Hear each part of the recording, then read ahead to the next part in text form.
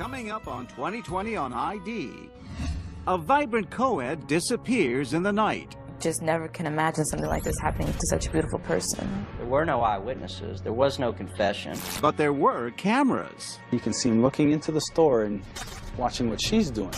She was totally unaware. The last moments of a young woman's life caught on tape. You get excited because you had a video which showed somebody pulling the body out of the car. Oh God, please don't let this be her. But does the video tell the whole story? There was this hour and a half in time where we don't know what happened. And what was this man doing that night? I seen her in the back seat. I seen her eyes were open. Police search for answers while a family comes to grips with the truth. Evil crossed Melanie's path that night. Murder caught on tape. Welcome to 2020 on ID. I'm John Quinones. We live in an age where cameras capture practically everything in our lives. They protect our homes and our shops, our cars and our streets. But they can't always protect us. For the family of 19-year-old Melanie Goodwin, cameras would prove a blessing and a curse. As Jim Avila first reported in 2009, they had played a vital role in Melanie's brief life. Now, they would provide vivid clues to her death.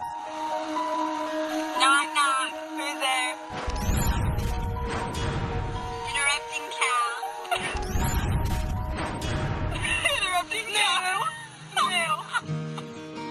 no. Melanie Goodwin lived nearly all of her 19 years in front of the camera, a born actress in a Shakespearean tragedy. Her mother, Peggy. When she was a little girl, like 2, she'd be making faces in front of a mirror and just entertain herself for hours. So we started her in voice lessons and theater classes when she was about 3rd grade. Growing up in Arlington, Texas, her best friend, Demaya Pridgeon, was always there to help her practice. We lived across the street from each other for many, many, many, many years. And as kids, we loved to play. We had great imaginations. We would make stuff. We would go, in the backyard and play hide and go seek. I mean, just all kinds of things. Some of my best memories as a childhood, all of my best memories as a childhood were with Mel and her family. She's a brick. All right. I have to house. Was she always an actress? Yes, always loved to sing and dance and to laugh.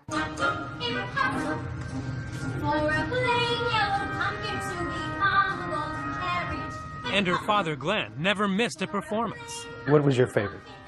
I've got to say it was Cinderella. She was just the most beautiful godmother you could ever imagine. With a crown on and her scepter. And you could just hear the audience gasp like, whoa.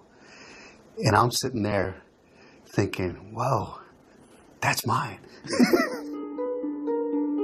And Melanie's fairy tale was not just on stage. She was living one, a communications major at the University of North Texas, where she met boyfriend Ollie Valencia, with leading man looks and a heart to match. How would you describe your relationship with her? Almost like a modern-day fairy tale, in my eyes.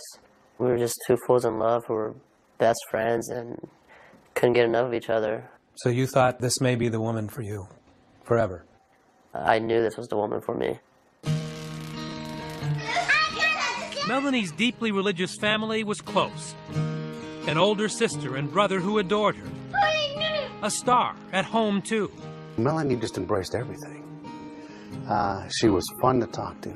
She's smart. She had an insight that, and vision that was a little bit, well, was unique. And, of course, she was my baby, so the baby's the baby, and, and she's my girl.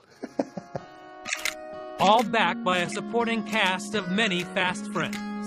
I think that's what makes this so hard. Just never can imagine something like this happening to such a beautiful person. On Monday afternoon, September 24th, 2007, Melanie's bubbly, always-on personality is in full display at 5 o'clock as she heads off to work as a model promoting the energy drink Red Bull. I kissed her goodbye and just looked her in her eyes and was just so happy to be with her, and she went on with her day. Melanie met the other Red Bull girls for dinner and then reported to a video game store called the GameStop, handing out samples to Red Bull's target audience of young males anxious for the premiere of a new hit game, Halo 3. GameStop wasn't releasing it till midnight, and they went to the GameStop to promote the product, and then they finished probably around 1 or 1:30. It's now early Tuesday morning, and Melanie's headed back to campus, her long day finally about to end in the arms of her boyfriend. But first, as is her habit, she checks in with him by phone.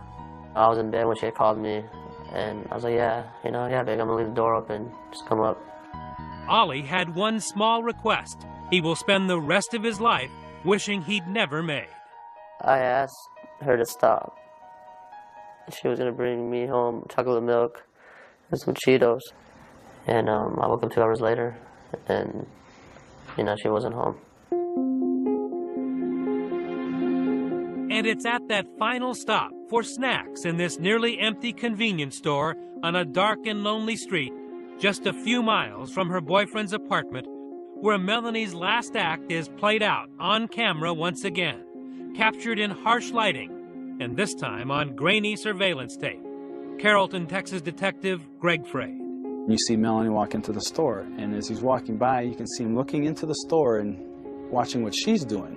And probably 30 or 40 seconds later, she comes up to the counter, and she's talking to Ali, saying, I'm on my way home, and you see him walking up behind her.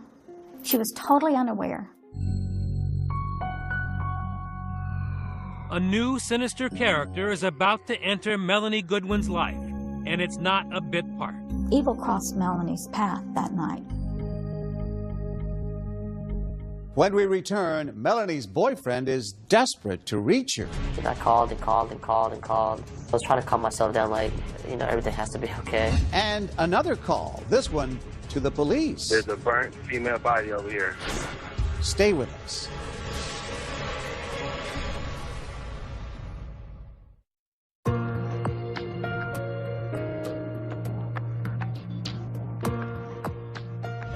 It was after 1 in the morning when vibrant college student Melanie Goodwin stopped at a convenience store.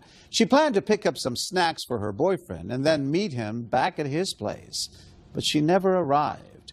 Hours later, Texas authorities are on the verge of making a gruesome discovery. Once again, here's Jim Avila.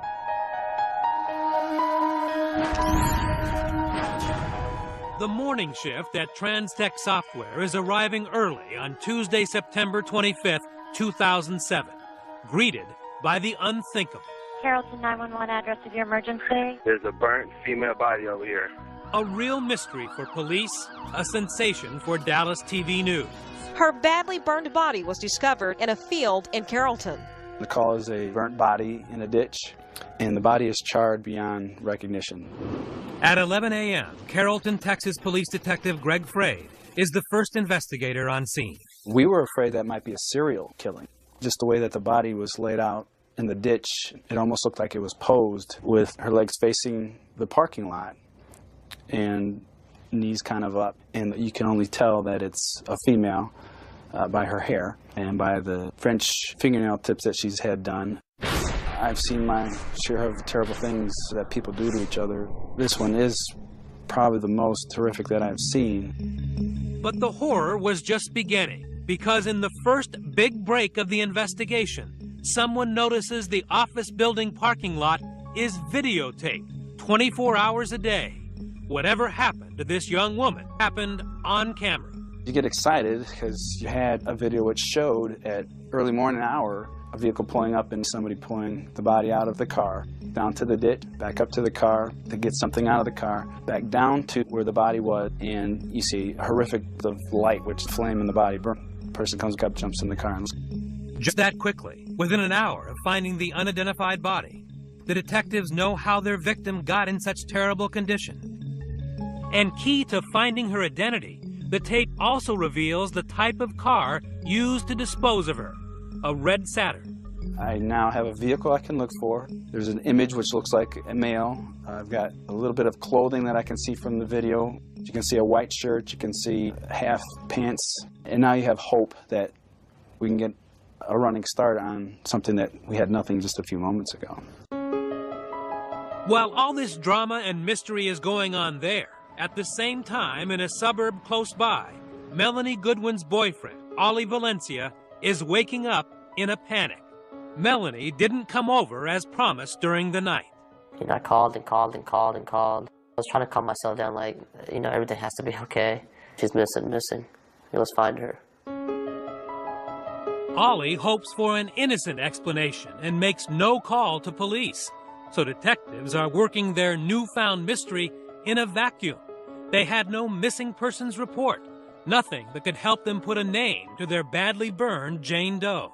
You go back to who that person could be. The first is the usual suspects, like a homeless person, prostitute, someone who's into criminal activity, and you try and build it from there. I'm code 6 at Morse Island. But then a second break when investigators discover the grunt work of routine patrol. The night Melanie disappeared, a beat cop had noticed something out of place. Officer Otis Q had found a suspicious vehicle not far from the scene. It was a red Saturn, parked oddly alone in a corner of an apartment complex. I walked up to it, and one of the first things I noticed that really kind of threw a curveball at me was I kind of detected the odor of gasoline coming from the inside of the vehicle, and there was a gas can sitting on the driver's seat. He didn't know it at the time, but Officer Q's curiosity had developed a huge lead. Authorities now have the license number and description of a red Saturn, seen with a gas can in it. A red flag that points Detective Fraid and his colleagues to the owner of the car in the video, and more importantly, to an address. Running the plate, I came back to the Goodwins out of Arlington, so we decided we need to go over there. That's where our suspect was. Because the car is registered to the father. Yes. And in your mindset at this point, you think this may be the bad guy. Correct. We're under the assumption that it is our suspect. So when you knock on the door, what are you prepared for at that point? To start interrogating my suspect. And Mrs. Goodwin answers the door, and I ask her, do you own a red Saturn? She says, yes, I do. It's my daughter's car. And at that moment, in my mind, I knew that I no longer was looking for my suspect, that I had to do a 180. I'm now looking at my victim. The body in the parking lot and Melanie Goodwin are now linked. It was a difficult visit. Detective Fraid had prepared himself for an arrest, not a death notification. I'm thinking, okay, she's missing. They found her car. She's missing. Then they asked about a ring she was wearing. And my mind's just working, and finally it just clicked. And I said, do you have a body? And Detective Fraid just put his head down and said yes. It's difficult for me to say that it's Melanie because the body is so badly burnt that I couldn't say for sure that that was her. And then they asked if I had a picture of her. And I went back to the bedroom, and I got a picture, and I got on my knees, and I said, oh God, please don't let this be her. Don't let something happen to her. It was a surprise gut blow to Melanie's mom. But Peggy Goodwin is a trained software programmer. And through her tears on her home PC, she actually gathers herself enough to help police close in on where her daughter may have been last seen alive. I went into this business mode trying to find my daughter, and it wasn't that I wasn't feeling anything or scared or upset or collapsing and crying, but I knew I had access to all the information they needed to find Melanie. She called Melanie's boyfriend at college to see when the last time he had spoken to her. I could tell she was worried by the way she was talking to me, saying, if I had seen Melanie, when was the last time I talked to Melanie? What do I know? Ollie tells Melanie's mom she had not shown up at his house as planned. And at 4 o'clock in the afternoon, Detective Fraid sends a fellow investigator to question the young man, who they approach as a possible suspect. Detectives have him take off his shirt to check for signs of a struggle. None. And his alibi that he was with roommates all night checks out. Plus, cell records show he was talking to Melanie by phone until she disappeared. Finally, as police interviewed him, he just did not fit the crime. He's the all-American boy, a former wrestler, does well in school, never been in trouble, doesn't have that profile. That helped us in clearing him rather quickly. But it takes a while for the stunned Ollie to realize Melanie is not just a missing person, and there was not an innocent explanation, as he had hoped, for her disappearance. I asked the officer, so is there a good chance we're going to find her? And that's when he was like, son, you know, she's passed away. And after that, it just, I was just taken out of this world. It was Ollie who led police to her last stop before disappearing. Feeling terrible about his innocent request for a post-midnight snack with his girlfriend, he pointed them to the convenience store where Melanie made her final call. I couldn't even look at her parents in the face because I felt as it was my fault. My fault she's not here today. She wasn't here yesterday. She won't be here tomorrow. No one can predict where good and evil will cross paths, where a simple stop at a convenience store for chocolate milk and Cheetos will turn dangerous, even tragic. A place where innocence is lost, where Melanie Goodwin, in a surprise rendezvous, runs straight into a stone-cold killer. You can see him looking into the store and watching what she's doing. It turns out the state-of-the-art Quick Trip convenience store has 4 cameras watching customers, the registers, even a glimpse of the sidewalk out front. And it's those cameras whirling away in the middle of the night that give Detective Fraid the first clue to the identity of Melanie's killer. The first thing that stands out in our mind is a male that is just kind of walking up and down the outside of the store. Nearly every step of this crime is on videotape. Another break. It's not only video, but it's video with audio. For an hour and a half early that September morning, way before Melanie stops by for a snack to take home to her boyfriend, this man hovers around the counter, even convincing the clerk to let him use the phone, trying to get his estranged girlfriend, other friends, anyone to give him a ride and a place to stay. Dallas County Prosecutor Andrea Hanley has watched this tape over and over again. He'll hang up the phone, he'll walk around, he'll pace back and forth, just flat out loitering. He's got no money to buy anything. He has no money to buy anything. I think, as a matter of fact, the clerk gave him a soda and a pastry. You know, because the guy had no money. He had nothing going on. He'd asked the clerk, hey, can I sleep here? And he said, you can't sleep at this store. And by the way, buddy, you might not want to hang around here anymore. He's outside the store when Melanie, dressed in a skirt and top, comes in. She heads right over to the snack aisle for the Cheetos her boyfriend Allie had wanted, and then the dairy case for the chocolate milk. The clerk is busy, but remembers Melanie had gone back to the restroom, and that's when she meets the loiterer, about her age, but desperate, out of options, and turning to a fellow 19-year-old for help. And he remembers as best he can that the defendant was, in fact, asking her for a ride. And you can very faintly hear it on the videotape. You can hear him say certain things like, my truck broke down, or I would walk but these shoes aren't good, and it's just a quarter of a mile, it's just up to McKinney Avenue. And you hear her saying, she wasn't a naive girl, you know, and she knew that that's not the thing to do. Melanie then walks away, and the vagrant walks out of the store. She then heads for the checkout and gets on her cell phone for the final time to tell Ollie she is on the way home. What were you talking about? She was just telling me how hot she was looking because she had just tanned. And you told her you'd leave the door open for her? Oh, yes, sir. That came later. Yes, sir. Back at the store, Melanie finishes paying at the counter, walks out the door, and heads to her car, Cheetos and chocolate milk in hand. And that's when you see the defendant loop around. And is there any videotape outside the store? Do you see them? No. That's the mystery. There are certain angles where you can see what looks to be the headlights of her car backing out to leave the store, but we don't know exactly what happened out there. Police quickly discover from phone records at the Quick Trip who the loiterer had been calling on the phone. And within 24 hours of finding the body, they finally had a name to go with the face on the tape. Police issue an arrest warrant for this man, Ernesto Reyes, in the murder of UNT student Melanie Goodwin. A search warrant is issued and police began looking for their suspect, Ernesto Reyes, already knowing he has no place to hide. He's been kicked out of his house. His longtime girlfriend, who stood by him through all his failures and excuse making, has finally said, look, I'm fed up with it. You know, I'm through with you also. With police closing in, Ernesto Reyes flees to Mexico, where he's picked up by U.S. Marshals 2 weeks later. Everybody was euphoric and called us all excited. You hear, they got him, they got him. And we were relieved they got him, but our euphoria was very short-lived. We still don't have our baby girl. When we return, Ernesto Reyes tells his side of the story. I asked for a ride, and she said to me, "Where are you going?"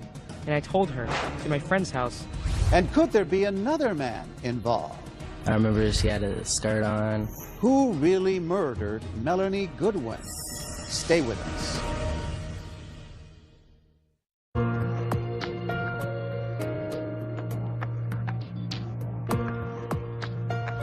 The body of college co-ed Melanie Goodwin has been identified, and with several quick breaks, police believe they have apprehended her killer. As they construct the timeline and build the case, they learn more about Melanie, a random victim of a homicide. Once again, Jim Avila. University of North Texas communications major Melanie Goodwin came from a religious family, and she wore her faith, if not on her sleeve, on the bumper of her 2002 red Saturn. There was a decal on the back that had Melanie's name, and then her license plate bracket, that said "Angels are watching over me." And in fact, key moments of Melanie's abduction and murder were left on tape for police to track. There were things that were placed in front of us that we never thought we would see. Things were just falling in line. God was with me on this one. The police had Ernesto Reyes on videotape at 2 in the morning, stalking and following Melanie at the convenience store. They also found tapes of Reyes an hour later, attempting to buy gasoline at a closed Chevron station. He can be seen noticing something on his shirt. The prosecutor says it's blood. So he takes it off, turning his shirt inside out to hide the stain. And then another tape, moments later. Ernesto Reyes is seen again at a nearby 7-Eleven, where he successfully buys $1.76 of gasoline, casually filling up his can outside while asking a stranger to borrow his cell phone. He used the phone, told me, "God bless you, have a good evening," and he calmly walked away. As nonchalant as can be. Cold-blooded. Cold-blooded. All right. And finally, the videotape that shows Reyes dragging Melanie's body to be burned. All this evidence seemed overwhelming. But when it came to trial, a year and a half after Melanie Goodwin was brutally murdered, Ernesto Reyes' defense attorneys were quick to point out there were 90 key minutes not recorded between the time Ernesto followed her out of the store and when he is shown blowing her up, when perhaps those angels who were watching over Melanie blinked. There were no eyewitnesses. There was no confession. There was this hour and a half in time where we don't know what happened. Veteran Dallas lawyers Danny Clancy and Brett Martin knew they had a difficult task in creating reasonable doubt for the jury. These horrific photographs that we've seen, the video that we've seen, yes, it's evidence, but ultimately you have to make a decision whether or not the state's proven beyond a reasonable doubt that this man and no other is responsible for her death.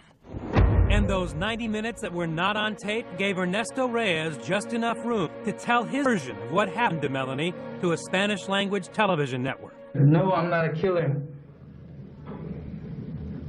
I've never been a killer. I've never wanted to be a killer. I was just there at the wrong place, hanging with the wrong people. This is the man Ernesto Reyes accuses of being the wrong people. Mr. Young, you're currently under indictment for the felony offense of tampering with physical evidence. His name is Donovan Young. He admits that Ernesto showed up at his apartment about 3 a.m. the night Melanie Goodwin was murdered, took him down to the parking lot, and showed him her body in the back seat of her red Saturn. It's a two-door car, so they got like the little triangle window. I looked through there, and that's when I seen her in the back seat. Do you remember anything about her undergarments, her underwear? I remember she had a skirt on. I'm not sure what top or anything like that. I think her underwear were slightly pulled down. And were you able to see anything about her face? I seen her eyes were open. When I looked in the back seat, he said he killed someone that looked like a dead person.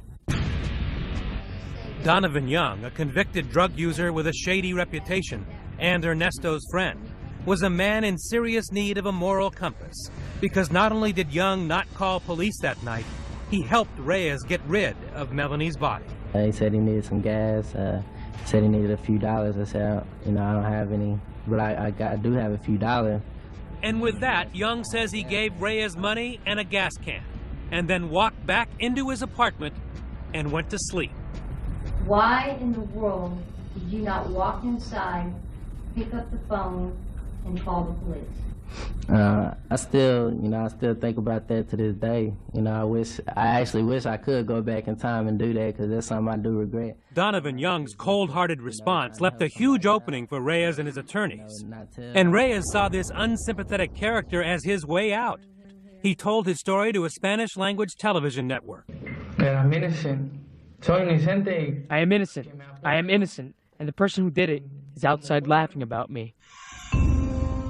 Fearing a blistering cross-examination, Ernesto's attorneys did not allow him to testify in front of the jury. Instead, they played the TV interview in court to let Ernesto tell his tale without a prosecutor to challenge him directly. I asked for a ride, and she said to me, "Where are you going?" And I told her, "To my friend's house," and she said, "Yes." Reyes does not deny that's him on videotape stalking Melanie at the convenience store. But then he tells the interviewer Melanie is to blame, saying she was asking for trouble. She said to me, "Do you know where I can find some drugs?" I asked what kind, and she said, "Whatever I can get." In the interview played out in court, Reyes then claims he had her drive to Donovan Young's apartment, where he got in the back seat while Melanie and Donovan sat in the front seat sharing marijuana and pills. Then I don't know what happened, the fight. I didn't know if he was hitting her or messing with her. Then I started getting scared. You could see that she was not okay, and then I asked what happened.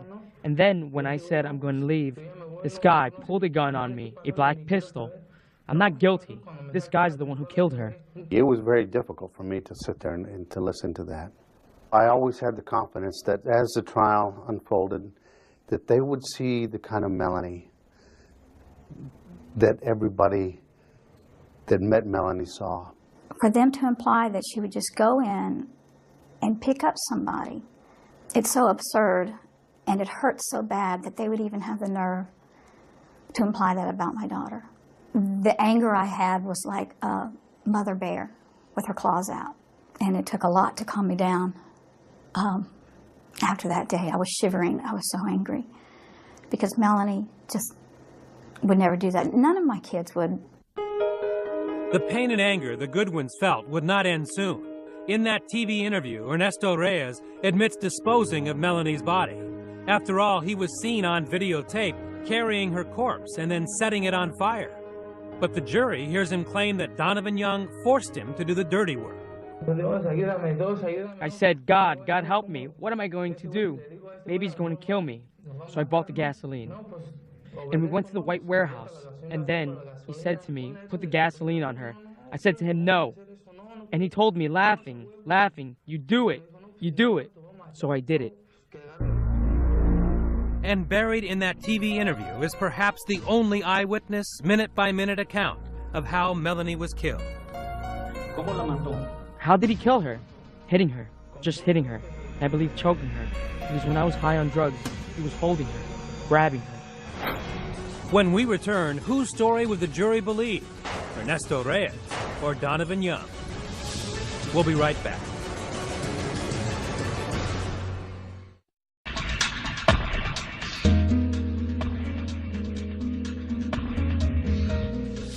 Beautiful and charismatic college student Melanie Goodwin has been killed, and one man, Ernesto Reyes, is on trial for her murder. But does the prosecution have enough to convict Reyes? They're about to reveal one more piece of evidence. Once again, Jim Avila.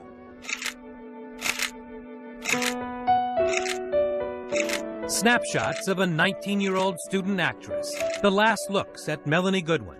taken from her own digital camera, the one she carried in her car till the day she died. The pictures told the story of this young girl's life. You had her with her parents on vacation, you had her hugging her father, you had her with her boyfriend, and just being fun and silly. You know, just told the whole story of Melanie. One simple photo data card and 2 last snapshots that would shock the police. Self-portraits of Ernesto Reyes. He takes his own picture with Melanie's camera, and how would you explain that you're not involved if you're on 4 pieces of video? It's hard to refute what you see. And on that quick trip, what you hear. Ernesto Reyes' far-fetched story of a drug-craving young woman anxious for sex with a stranger, killed by his drugged-out friend while he watched, is badly damaged by the fact that everywhere the jury turns is another photo of Ernesto Reyes. Ladies and gentlemen of the jury. Co-prosecutor Stephanie Fargo drove it home in her closing argument. Who has the evidence all over them? Who's the only person you see on the surveillance videos? You should be insulted that he tries to put this on Donovan Young. Evidence doesn't lie. In fact, the jurors say it was what they did not see in that explosion video that made them doubt Ernesto's alibi, that an accomplice named Donovan Young killed her and ordered his cooperation. Juror Amy McCall. Ernesto said that Donovan Young was in the back seat of the car with a gun telling him what to do at one point, and when the sky lights up you can see inside that car and there was no one there. But perhaps the biggest hole in the Reyes story came from Melanie herself. A single trace of DNA. Most of the crime scene evidence was destroyed, but one critical piece of genetic material tying Ernesto Reyes to the attack on Melanie did not burn. The medical examiner found it deep inside her body. Swabs are placed both in the oral cavity, the vaginal cavity, then placed in a box, all of which is sealed and taken to the criminal investigation laboratory. The DNA evidence that we were able to get was from the vaginal smear. We were not able to get DNA from her clothes or from her hands. He thought he was smart. He thought he was doing everything that he could do to get away with this crime. He thought by burning her body that he was burning up all the forensic evidence, any kind of DNA or blood evidence or his fingerprints. You know, he thought he was very successful at that. Well, he wasn't. The fire had done a pretty good job, but it did not get that DNA. So it showed that he had at least had sex with her. I had to prove that it was not consensual sex. Despite Melanie's all-American girl reputation, the defense team makes one last-ditch effort to blame the victim. They would try to convince the jury that she wanted to have sex with Reyes. You personally didn't observe any obvious signs of sexual assault, did you? Well, right. My autopsy clearly lists that I didn't find lacerations or bruising in there. Again, that's not a big surprise, but I did not see traumatic injuries. A lot of times you do find DNA underneath the fingernails of the victim, where they're scratching and scraping and clawing and doing everything they can to fend off their attacker. None of that evidence existed. It was important for me to paint a very good picture of her because of the defenses that he was throwing out there, and to be able to show that everything he said about her willingly, getting in the back seat of her car is complete and utter nonsense. Not her. Maybe somebody. Not Melanie Goodwin. Swear to tell the truth, the whole truth, and nothing but the To truth. paint that picture, the prosecution called Melanie's mother, Peggy Goodwin. If you were to hear, Mrs. Goodwin, that your daughter picked a stranger up at a convenience store at 1:30 at night and asked him to smoke some marijuana with her and then hopped in the back seat of her car with this stranger to have sex, would that in any way conform to the character or the identity of the girl that was your daughter? Absolutely not. We had gone over multiple times. Never pick up strangers, and if you have to stop at night, you have to stop at a very brightly lit, well-traveled store. Lock your doors, look behind you, look around you, be aware. There's some video that And then Melanie's mother told an anecdote that helped the jurors understand why there were no signs of a struggle. When she started asking me about Melanie, I just talked about her size, that she was so tiny that when her brother would wrestle with her and tickle her, he would hold both of her wrists in one hand. And I thought to myself, my goodness, she has just unwittingly explained to the jury exactly what happened. you know, that he was able to take hold of both her wrists and attack her that way. That she didn't have the opportunity to scratch anybody's eyes out. That's why she didn't have DNA under her fingernails. He held both of her wrists in his hand while he beat her. But perhaps just as convincing to the jury was that the medical examiner confirmed there were no drugs of any kind in Melanie's system. And there was one other huge factor. Melanie was in a happy relationship with a boy she had promised to marry. They tried to raise that she somehow had consensual sex with this guy. I know no one in their right mind believes that, even people that didn't know her. And even though that's what he claimed, it's not even an option. Juror Anna Palmer never met Melanie. She didn't have to. Could you picture them in any way together? No, absolutely not. We saw her boyfriend, and I think she had a committed relationship with him, and I couldn't imagine her having anything to do with Ernesto Reyes. In order for you to believe it, you gotta buy that. And then damning words from Deputy District Attorney Andrea Handler, describing the terrible way Melanie died, raped, beaten, and killed by the hands of a stranger.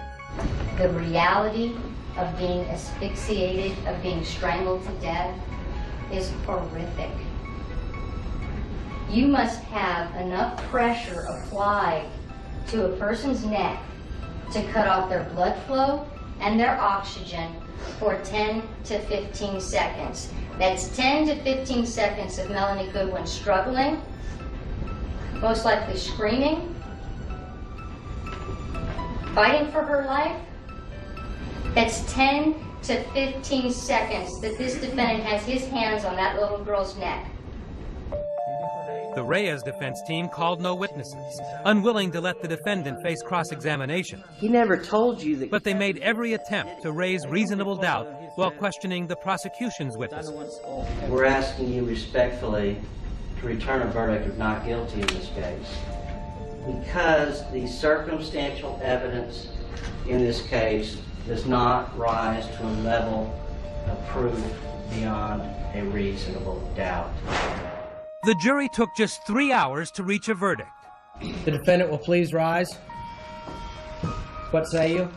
We, the jury, find beyond a reasonable doubt the defendant, Ernesto Pena Reyes, guilty of the offense of capital murder as charged in the indictment.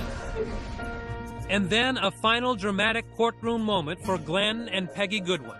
Before sentencing, they stood in front of the judge and emotionally told him of their loss. Melanie Therese Goodwin's family and friends have something to say to you.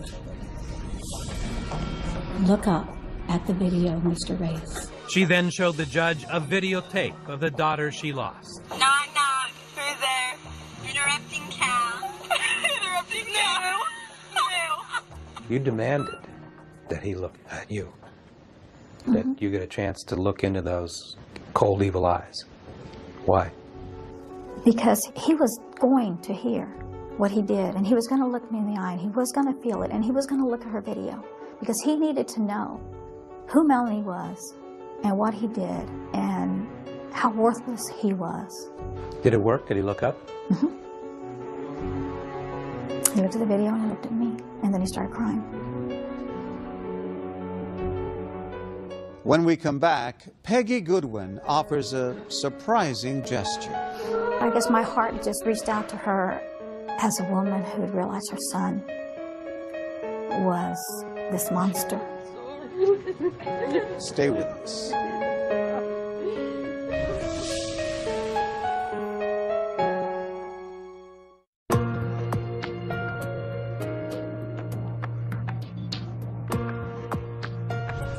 Ernesto Reyes has been found guilty for the murder of college student Melanie Goodwin.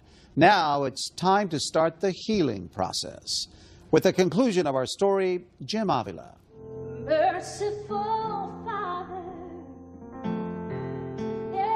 Melanie's friends said goodbye to her on campus, celebrating with songs and pictures.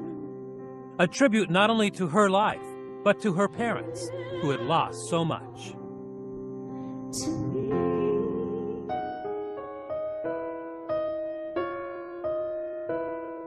She's just in your mind 24/7.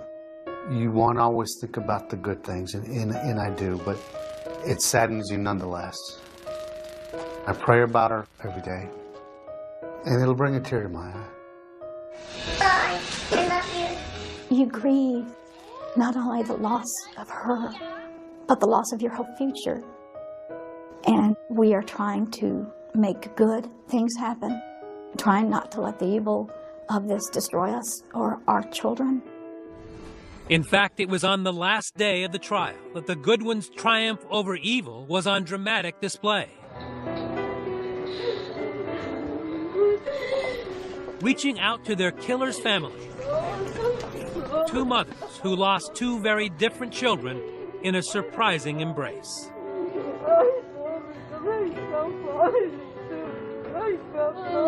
You found in your heart some way to connect with his mother. I noticed when they showed the fire video that she was crying in the distance, and I thought she finally realized she's been lied to. She sees the evidence and she knows. So I guess my heart just reached out to her as a woman who had realized her son was this monster. I'm sorry. And so we just walked over to him and we just hugged each other, and she kept saying she was sorry. And then Glenn spoke to her in Spanish. And I was just thanking her for feeling sorry for us. And then I told her that, you know, I was sorry for her situation as well. Even hardened police veterans like Detective Greg Fraid were moved by the grace of this rare scene. It was a very touching moment and another sign of how good the Goodwins are. They were named well. Goodwin is a good name for that family. They are very good people. Ernesto Reyes was sentenced to life in prison, but has never taken responsibility for Melanie's murder. Donovan Young was sentenced to 8 years for tampering with evidence. And young Ollie Valencia remains a friend of the family. It still hurts, and no matter what people tell me, I guess only time could heal, if ever. She was so precious, and it's not a job to take care of, it's an honor. The fact that I was her boyfriend, protect her, and then just to have her taken away, you feel guilty because you weren't there. I wasn't able to do my job. We will never meet again. And Melanie Goodwin's family started a scholarship fund for young actors in their daughter's name, hoping to keep her memory alive. In 19 years, she became an incredible young lady who touched a lot of people and made a very positive impact for a lot of people.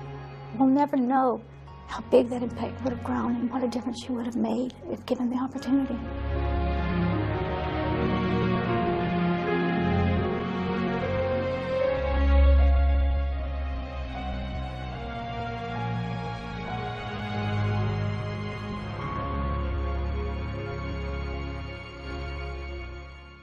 Peggy and Glenn Goodwin say they still struggle with the loss of their daughter. They continue to raise money for the scholarship fund in Melanie's name and are writing a book about her life. As of 2014, Ernesto Reyes has exhausted his state appeal.